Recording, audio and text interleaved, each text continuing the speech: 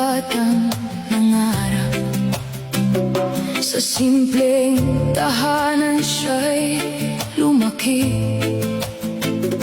Walang yaman na may pagmamalaki, ngunit pag-asa'y sagana sa kanyang tabi.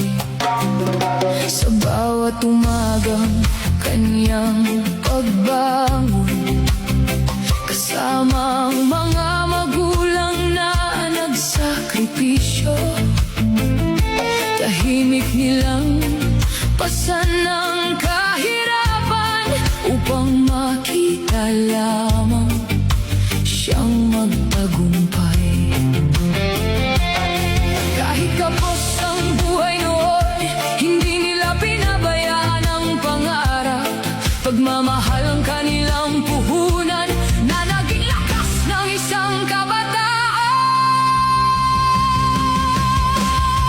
Rene, bituin ng Mindanao, mula sa hirap hanggang tagumpay, pangarap mo'y aming gabay. Mula Talacogon hanggang kalangitan, naririnig pa rin ang iyong pangalan.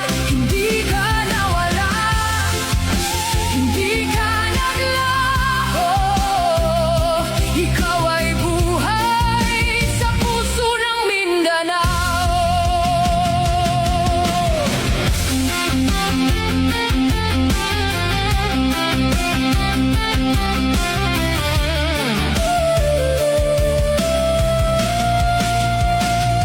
At nang dumating ang tagumpay, buong Mindanao ay kanyang pinasaya.